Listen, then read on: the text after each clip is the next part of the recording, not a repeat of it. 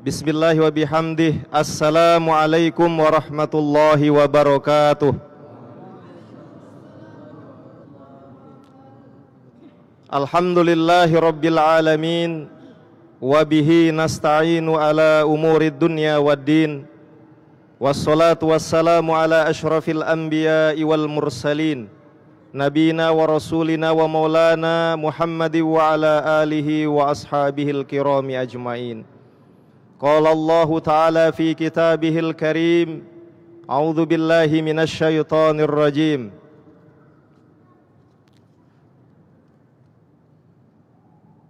Wal 'ashr innal insana lafi khusr illal ladzina amanu wa 'amilus solihati wa tawasaw bil haqq wa tawasaw bis sabr. Wa qala ta'ala aidan fi kitabihil karim, wala tad'u ma'allahi ilahan akhar la ilaha illahu kullu syai'in halikun illa wajhah lahul hukm wa ilaihi turja'un.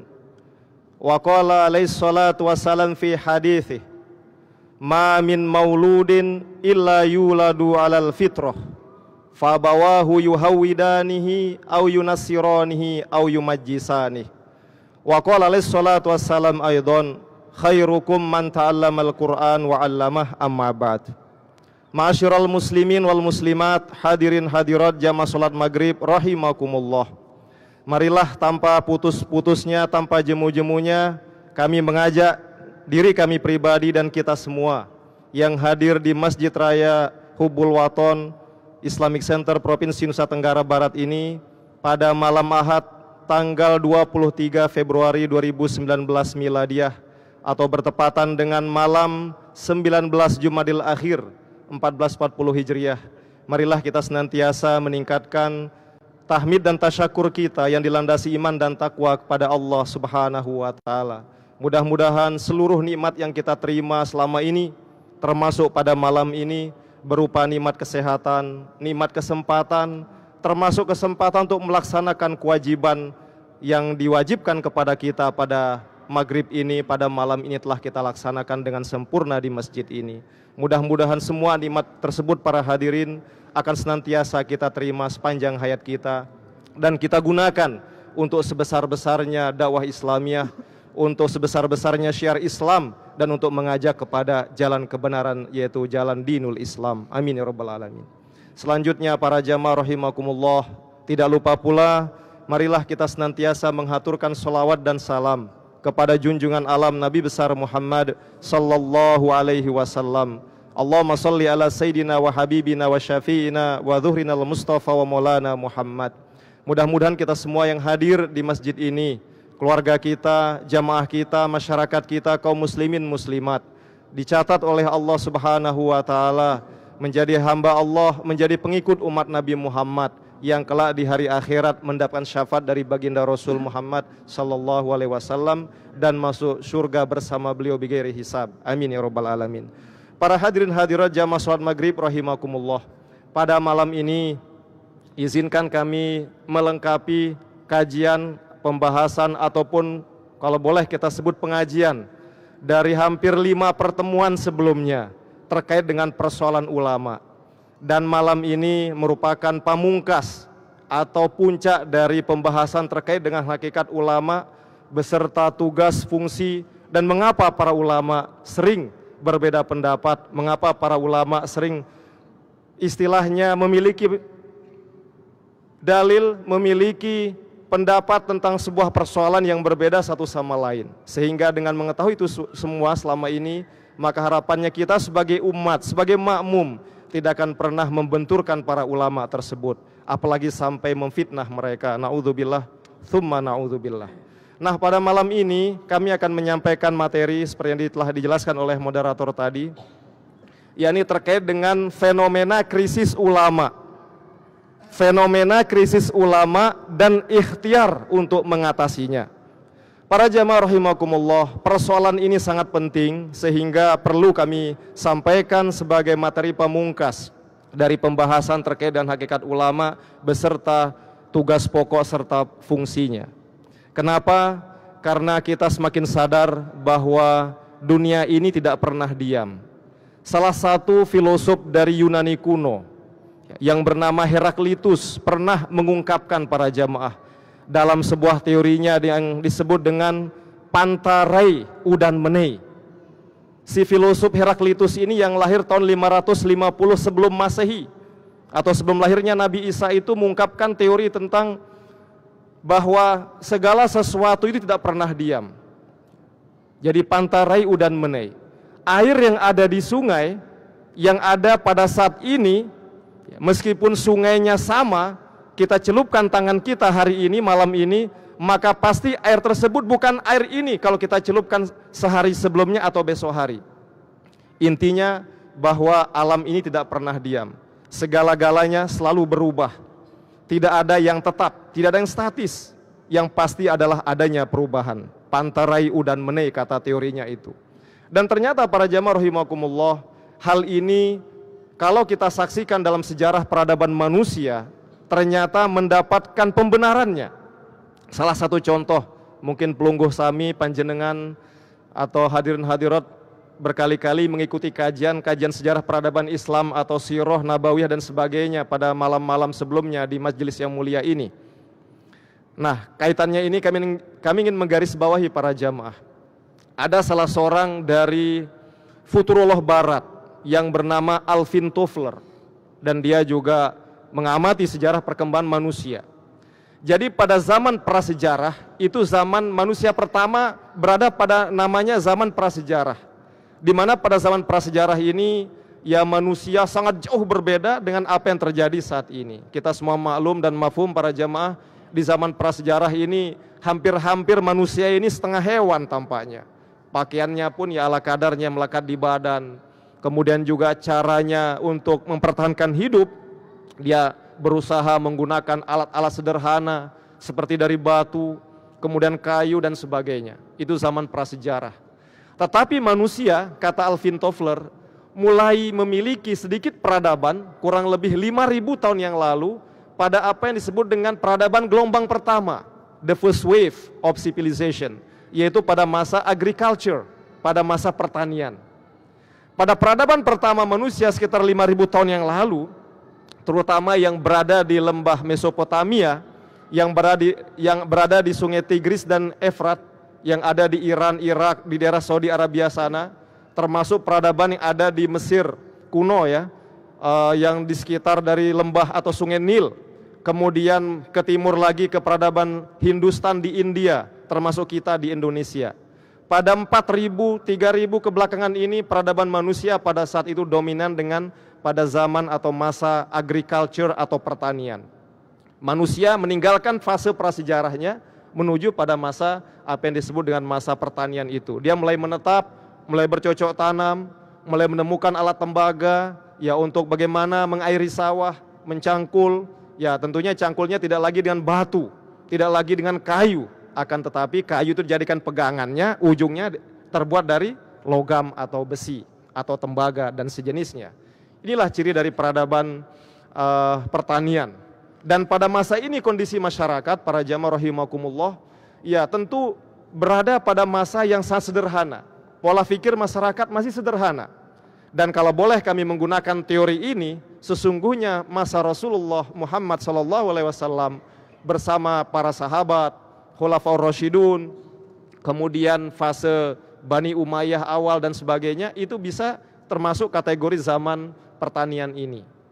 Dan sampai ke timur itu juga, sampai kita di Indonesia, hatta pulau-pulau di Indonesia pun selalu ceritanya itu dikaitkan dengan nama atau mirip dengan pertanian. Apakah karena kebetulan ya Pulau Lombok ini mungkin itu juga banyak cabenya dari dulu ya. Tapi ada mengatakan salah, bukan Lombok itu berarti cabe katanya. Lombok itu dari kata lumbu katanya, artinya lurus. Ihdinas siratal mustaqim, ya ini Jazirah Lombok itu ada di Al-Quran katanya, dia bilang begitu. Maksudnya orangnya didoakan agar berlaku lurus seperti pelunggu sami di masjid ini, amin. Ya.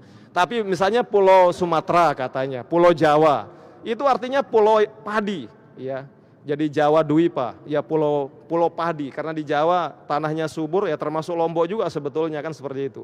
Artinya apa? Penamaan pulau, penamaan jalan, apapun selalu berkaitan dengan apa yang berkaitan dengan pertanian.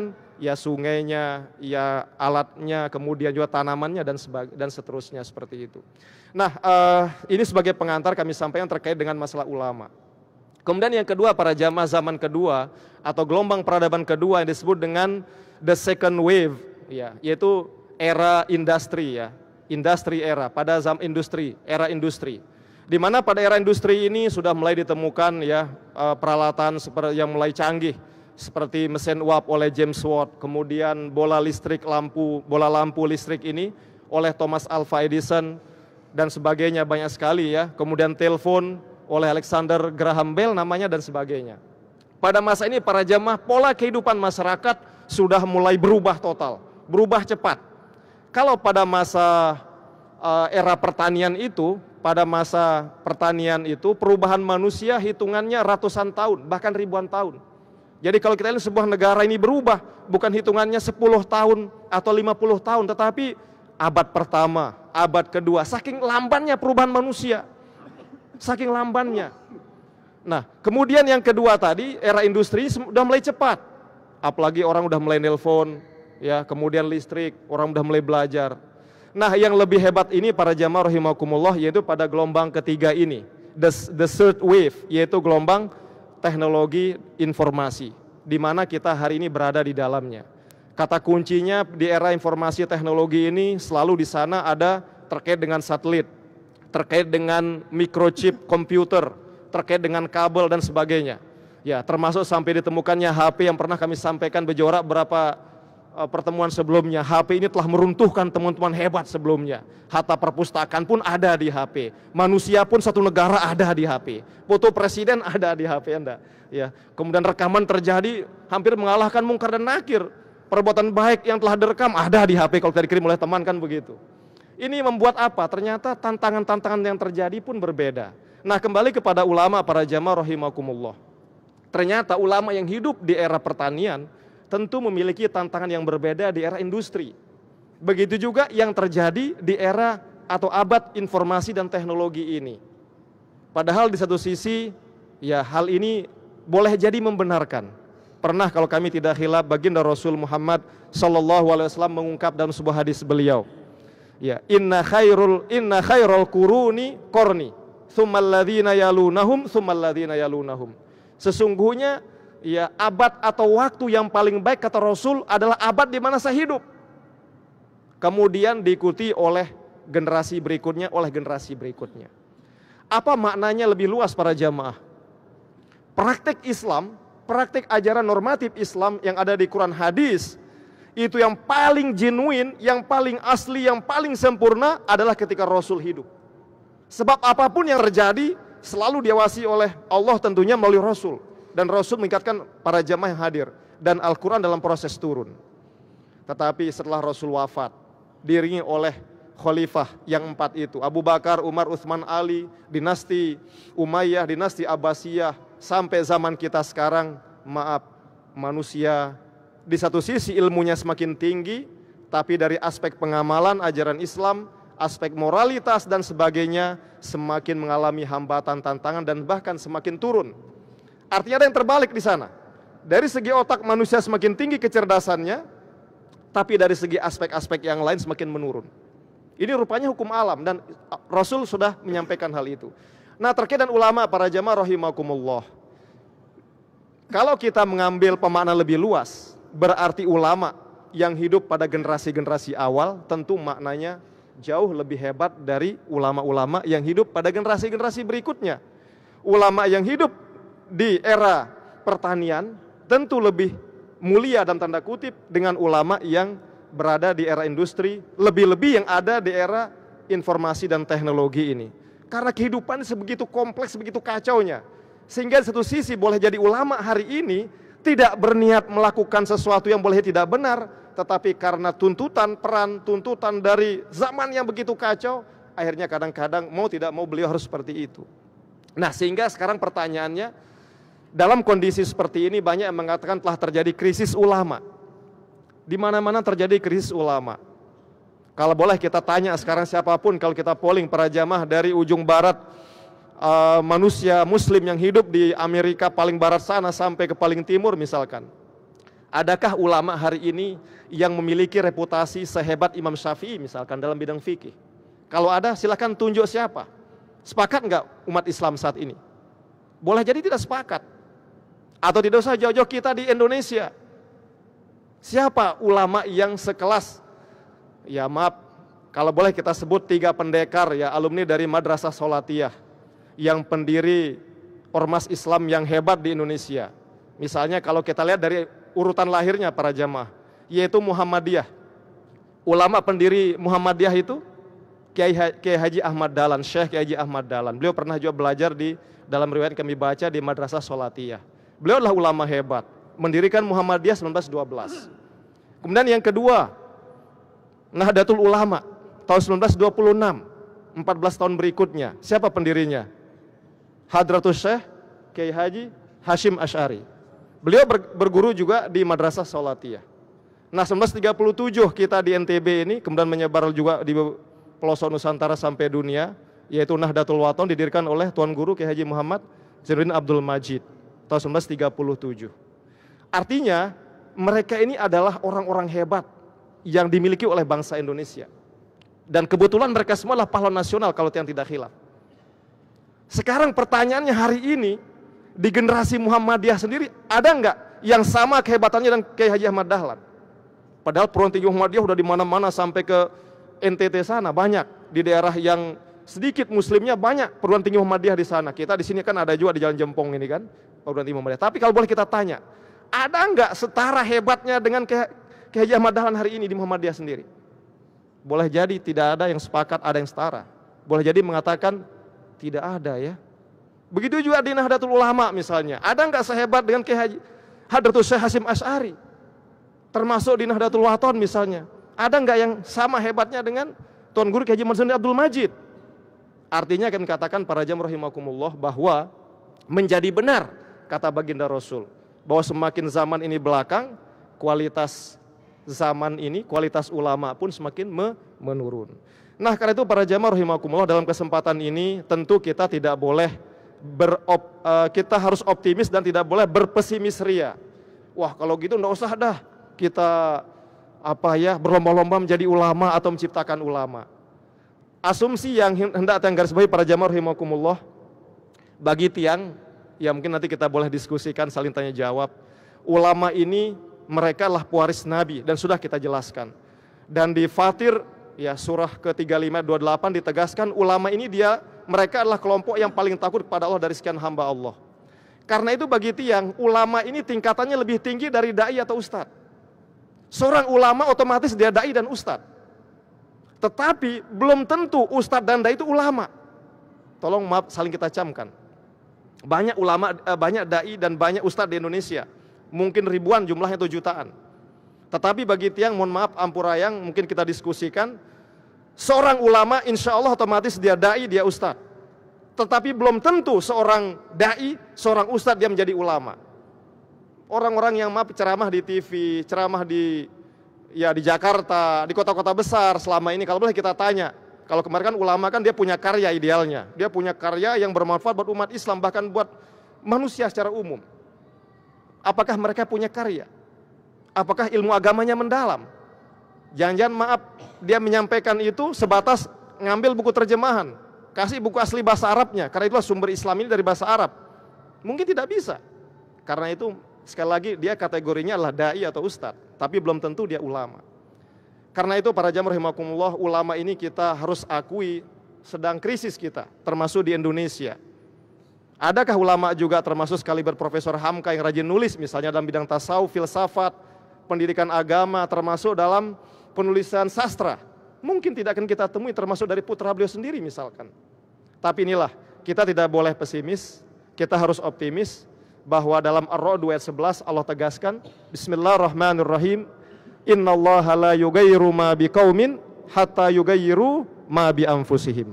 Sesungguhnya Allah tidak akan rubah nasib sebuah kaum sebelum mereka merubah nasib mereka sendiri.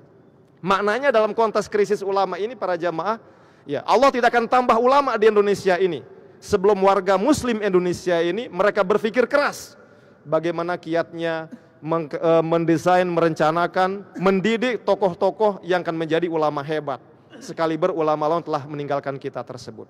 Nah, dalam hal ini para jamaah rahimakumullah, paling tidak ada 4 hal yang harus menjadi renungan kita bersama, supaya di bumi pertiwi ini atau mungkin di belahan bumi muslim lainnya seperti di Timur Tengah, di Mesir atau di negara-negara Eropa, Amerika, di mana di sana ada orang muslim juga, bisa kita lahirkan ulama-ulama hebat seperti sebelumnya.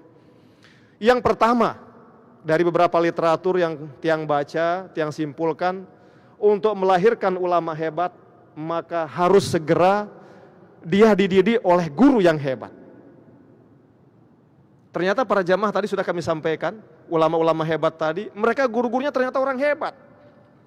Kalau kita Rasulullah misalnya, sudah jelas kenapa beliau adalah makhluk paling mulia, Rasul Khotimul Anbiya wal Mursalin, penutup para nabi dan rasul, Rasul pelengkap penyempurna dari nabi rasul sebelum-sebelum beliau. Karena guru beliau adalah siapa gurunya Rasul? Allah Subhanahu wa taala. Ada di Al-Qur'an kan? Ad-dabani Rabbi fa ahsana ta'dibi, kalau tidak salah. Tuhanku, Allah telah memberikan adab, telah mendidik saya, melatih saya, mengajari saya akhlak yang mulia. Itu sebabnya akhlak saya menjadi yang baik. Ya, jadi wajar saja beliau seperti itu. Nah, Khalifah 4, Abu Bakar, Umar, Utsman, Ali. Kenapa mereka hebat? Siapa gurunya? Muhammad bin Abdullah. Nah, sebuah kisah ini, mudah-mudahan cukup waktu, karena ada kisah yang lain. Ya, dalam kitab Tarikh Al-Khulafa, ya, Imam As-Suyuti mengungkap di sana ada sebuah kisah. Pada suatu hari ini terkait dengan berlomba-lombanya para sahabat 4 untuk berbuat kebajikan demi syiar Islam dan menjadi inspirasi mudah-mudahan buat generasi kita zaman sekarang ini. Pada suatu hari para jamaah, Umar bin Al-Khattab, khalifah kedua sebelum menjadi khalifah, beliau pernah ingin menyaingi Abu Bakar As-Siddiq. Sehingga beliau berjanji, pokoknya suatu hari ini saya harus bisa mengalahkan sahabat Abu Bakar As-Siddiq.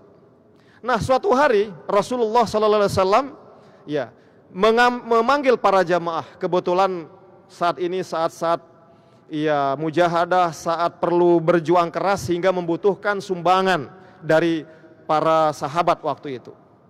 Kemudian Rasulullah menanyakan kepada para sahabat tentang kesiapan mereka untuk infak fisabilillah, ya, untuk membantu ya konsumsi logistik buat para tentara ini. Ya, ternyata yang pertama ditanya kebetulan Umar bin Khattab. Wahai Umar, apa yang kau bawa untuk Islam hari ini? Dalam tanda kutip para jamaah, karena niatnya untuk kebaikan tadi, fastabiqul khairat, ya, sedikit agak mungkin rada sombong Umar. Wah, hari ini insya Allah saya mampu tunjukkan kepada Rasul bahwa saya lebih hebat daripada Abu Bakar dalam berinfak. Apa jawaban beliau? Saya sudah membawa setengah dari harta saya Rasulullah untuk Islam, untuk mujahadah fisabilillah ini. Rasul bertanya, wahai Umar, lantas untuk keluargamu apa yang kau tinggalkan? Tenang Rasul, saya sudah siapkan setengahnya. Alhamdulillah, mabruk, makasih, bagus. Abu Bakar ditanya, wahai Abu Bakar, apa yang kau siapkan untuk Islam hari ini? Apa yang kau bawa untuk Islam hari ini? Jawaban Abu Bakar As-Siddiq, semua harta saya sudah saya bawa Rasulullah hari ini untuk Islam. Rasul kaget, loh kok semua dibawa? Nggih ya Rasulullah. Dengan penuh tawadu Abu Bakar menyampaikan itu. Lantas untuk keluargamu apa? Prinsip kami ya Rasul, bagi keluarga Abu Bakar As-Siddiq cukup Allah dan Rasulnya kami miliki.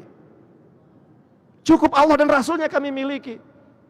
Apa artinya harta-harta ini? Ini duniawi semua. Umar tunduk malu para jamaah. Kata Umar apa?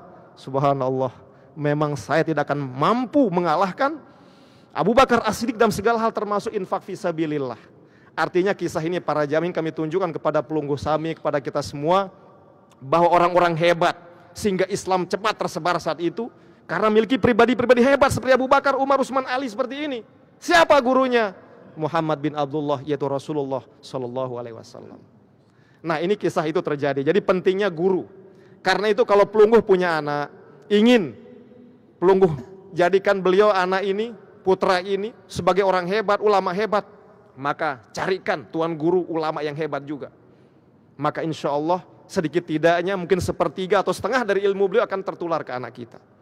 Nah, sebelum tiang beranjak ke yang lain karena waktu, ada juga kisah yang menarik.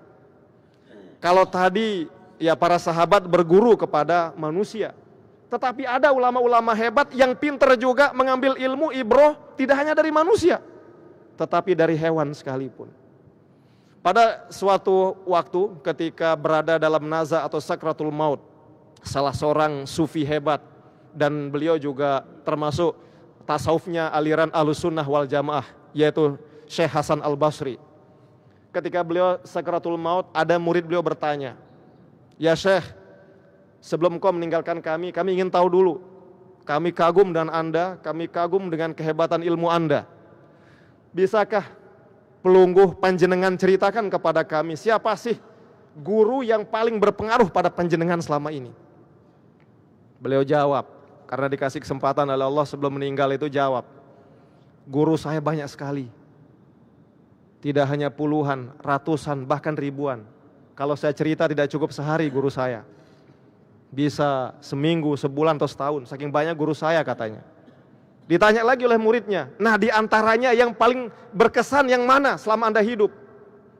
Sebelum wafat, Syekh Hasan Al-Basri menyebut ada 3 guru saya yang membuat saya terkesan dan saya mengambil pelajaran dari mereka. Ternyata para jamaah, 3 gurunya ini bukan orang atau tabe yang hebat, yang normal sesama syekhnya, tuan gurunya seperti tadi. Tapi orang-orang aneh. Mana itu? Yang pertama, guru Syekh Hasan Al-Basri ini yang berkesan di beliau adalah pencuri alias maling gurunya. Coba. Kenapa? Gimana ceritanya? Jadi beliau terkesan dan maling itu begini. Suatu hari sebelum beliau menjadi orang hebat lah seperti itu, pernah bertemu dan maling atau pencuri di tengah jalan. Kebetulan beliau itu ingin mukim, ingin ya mendapatkan tempat berteduh lah begitu. Akhirnya diajaklah oleh pencuri ini ke rumahnya. Tapi pencuri ini jujur. "Kamu ndak risih sama saya?" "Loh, emang kenapa?" "Wahai sanak kalau bahasa kita ya. Wahai semeton, kenapa?" "Saya ini pencuri terus terang saja." "Oh, ndak apa-apa," katanya Syekh Hasan Al-Basri. "Saya ingin pokoknya sementara waktu ini tinggal sama Anda. Kalau Anda mau silakan ke rumah saya." Diajaklah Syekh Hasan Basri tinggal di rumah pencuri ini selama sebulan. Nah, ketika malam dia laksanakan profesinya. Ya tabe, yang namanya pencuri kan tentu tidak datang ke masjid kemudian ngisi pengajian kan, betul apa tidak nggih? Tidak. Kemana dia? Ya nyari mangsa kan begitu. Siapa di tengah jalan yang lengah, ibu-ibu yang naik motor taruh tas di belakang, ya taruh HP dia, ya ditarik-tarik kan begitu sampai jatuh ya. Tabe, mohon maaf, itu adalah profesi bukan ustadz tapi pencuri. Jadi setiap malam dia keluar untuk cari rezeki melalui cara mencuri itu. Tetapi bagi Hasan Al-Basri bukan perbuatan salah mencuri itu tempat dia berguru. Setiap malam selalu ditanya, "Bagaimana, wahai semeton, dapat nggak Anda rezeki malam ini?" "Nggak dapat saya." "Lah terus besok mau keluar lagi?" "Oh, mau keluar tetap saya." "Loh, emang kenapa?" "Yang penting saya ikhtiar. Nasib saya dapat atau tidak di tangan Allah Subhanahu wa taala." Soleh pencuri ini. Subhanallah. Itu yang buat dia terenyuh keluar air mata. Subhanallah. Dia pencuri ini aja taatnya dalam konteks tauhidnya itu luar biasa katanya. Jadi saya harus ikhtiar. Jangan momot-momot doang, ngendeng dengan. Jangan lebih mulia pencuri tempat saya ini dibanding saya mungkin berwirid tapi saya dikasih makan sama pencuri. Lebih mulia pencuri barangkali. Itu semakin beliau sadar. Makanya dalam Ahlus Sunnah wal Jamaah itu ikhtiar itu wajib. Jangan sekedi-kedi, bareh takdir nenek, berdoa dulu, enggak mau berusaha. Ya, jadi itu berguru dari pencuri. Subhanallah. Yaitu membuat beliau sadar dan beliau anggap pencuri ini guru hebat yang menyadarkan beliau seperti itu. Nah, yang kedua para jamaah, beliau cerita, guru kedua saya siapa katanya? "Maaf, tabe nggih, anjing atau basong." Kaget muridnya, "Lo kok bisa berguru sama anjing atau basong?" "Syekh," katanya. Ya ada juga yang saya dapat, katanya kenapa? Suatu hari beliau ini milih nginem, tuan guru Hasan Basri ini, Syekh ini, ingin minum, haus begitu. Datanglah beliau ke sebuah sungai. Subhanallah, apa yang terjadi, mungkin itulah jalan Allah memberikan ilmu melalui anjing ini kepada beliau. Tiba-tiba ada anjing memiliki perasaan yang sama, haus juga, mau rebutan masuk ke sungai ini. Apalagi di Timur Tengah barangkali jarang sungai. Kalau di Lombok ini di mana-mana sungai, ada Koko Jangkok, Koko Napi lagi kan. Segara lebih tahu, Segara Ampenan tuh, pantai mana lagi tuh Gading, Mapak, banyak sekali pokoknya. Belum lagi Kute, kemarin Syekh Yusuf Mansur ke sana ceritanya Jumat ya. Nah, kembali ke tadi. Nah, karena melihat ada anjing ini beliau diam, mengalah demi anjing ini. Akhirnya apa yang terjadi? Beliau perhatikan anjing ini. Anjing ini karena hausnya maju. Kenapa? Ketika melihat sungai, kaget dia, gemetaran anjing ini. Dia bisa baca, oh dia gemetaran. Ternyata anjing ini ngelihat ada anjing lain di dalamnya. Padahal itu bayangannya sendiri anjing itu. Ya, beliau diam lagi, sembunyi. Apa yang terjadi? Saya ingin ambil ilmu dari anjing ini gitu, kata beliau ini. Sembunyi, lari anjing ini keluar. Wah, kok lebih gagah anjing di dalam ini, kata beliau. Bayangkan jadi sendiri kan. Tapi anjing ini rupanya sadar, waduh harus saya minum, kalau enggak saya mati. Harus mempertahankan hidup, enggak boleh putus asa. Balik lagi dia jemaah ke sungai itu. Dan tanpa berpikir panjang, nyelam dia anjing itu. Ternyata enggak ada anjing lain, karena memang bayangannya sendiri. Minum dia sepuas-puasnya. Dapat ilmu beliau ini. Apa ilmunya? Ternyata dalam hidup ini manusia harus malu sama anjing. Kita mungkin ketika mau berusaha sudah putus asa lebih dulu, sudah takut lebih dulu. Enggak boleh. Berusaha ikhtiar dulu, jangan takut dulu. Persoalan nanti kita ketemu musuh lebih hebat dari kita, urusan lain. Yang penting kita harus berazam kuat, dan anjing itu terjadi. Akhirnya dia mencapai tujuannya, puas dengan minum dan puasnya. Nah, yang ketiga para jamaah, biar tidak lama, singkat. Jadi guru dari Hasan Al-Basri yang ketiga itu adalah anak kecil yang sering datang ke masjid. Ya, anak kecil yang mudah-mudah kayak gitu. Yang kecil-kecil gitu, bukan tabek, kok bukan ke kita yang udah besar ini, yang tasbihnya besar-besar bukan. Ya kok bisa katanya, kaget lagi muridnya. Anak kecil ini pernah ada yang sering dijumpai di masjid. Dia bawa lilin tiap hari, terutama malam. Dinyalain ditutup, dinyalain ditutup. Terus penasaran saya ini nanya, kenapa engkau bawa lilin ini? Kenapa engkau nyalakan lilin ini? Ya biar kita ingin cobalah bahwa hidup ini silih berganti.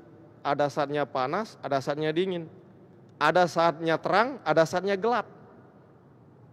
Terus suatu waktu setelah lilin itu menyala keras, dimatikan oleh anak kecil itu.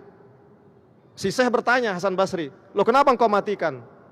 Saya ingin memastikan diri saya bahwa segala yang ada di dunia ini pasti musnah. Kullu syai'in halikun illa wajhah. Semua itu akan sirna. Hatta api yang bisa membakar manusia pun akan hancur. Yang tetap adalah zatnya Allah subhanahu wa ta'ala. Jadi Syekh Hasan Basri para jamaah berguru pada hal yang aneh.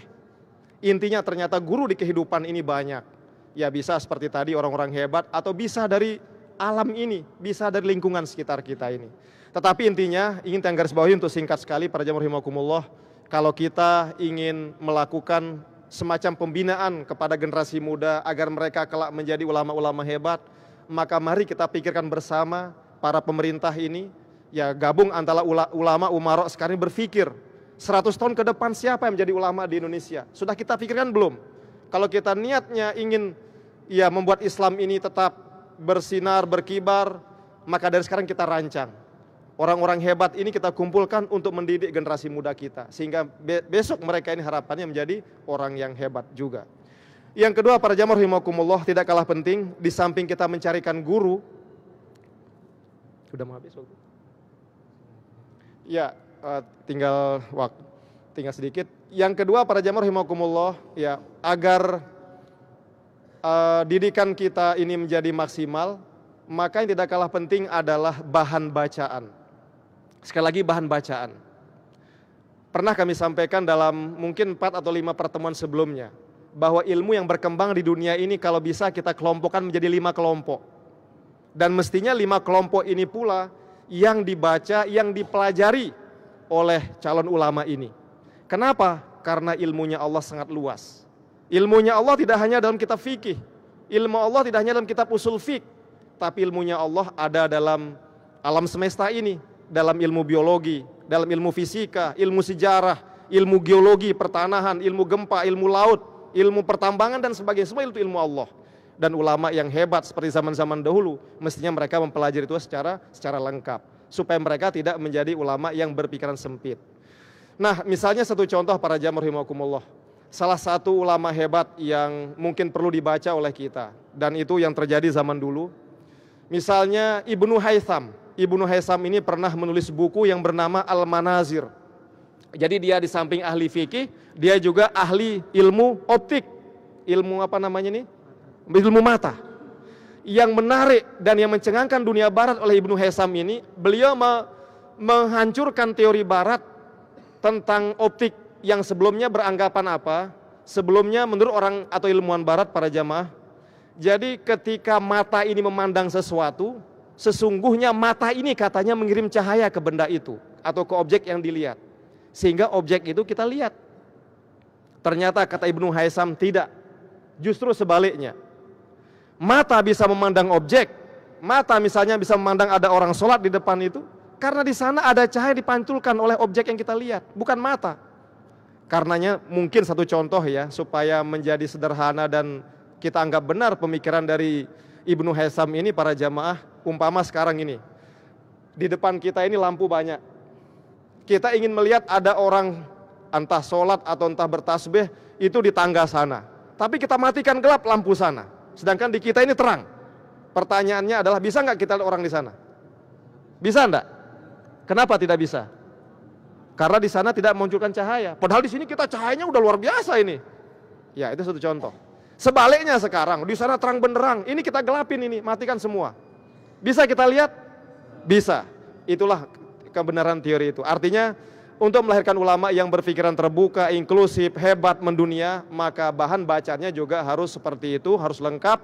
Tidak hanya ilmu agama yang kita kenal selama seperti fikih, usul fikih, tetapi juga ilmu-ilmu kealaman, ilmu sosial, filsafat, dan juga tasawuf. Mungkin karena waktu, demikian dapat kami sampaikan pada kesempatan ini. Intinya kita optimis para jamaah bahwa Islam ini tetap akan tegak, syiar Islam akan tetap akan jaya selama ada ikhtiar bersama dari kita untuk melahirkan ulama cendekiawan muslim yang hebat tentunya, dan berbagai usaha yang konkret, termasuk misalnya seperti tadi mencari guru yang hebat, kemudian yang kedua adalah menyiapkan perpustakaan dan tempat yang sangat kondusif untuk itu. Dengan cara-cara itu insya Allah maka harapan kita sedikit tidak bisa akan tercapai. Semoga ini bisa menjadi bahan kajian dan renungan kita bersama. Mohon maaf atas segala kekurangan dan terima kasih atas segala perhatian. Wassalamualaikum warahmatullahi wabarakatuh. Jamaah yang dirahmati oleh Allah, demikianlah kajian kita bersama Al-Mukarram Bapak Dr. Haji Abdul Fattah MPhilI. Marilah sama-sama kita tutup kajian kita ini dengan melafazkan hamdalah. Alhamdulillahirabbil alamin. Wassalamualaikum warahmatullahi wabarakatuh.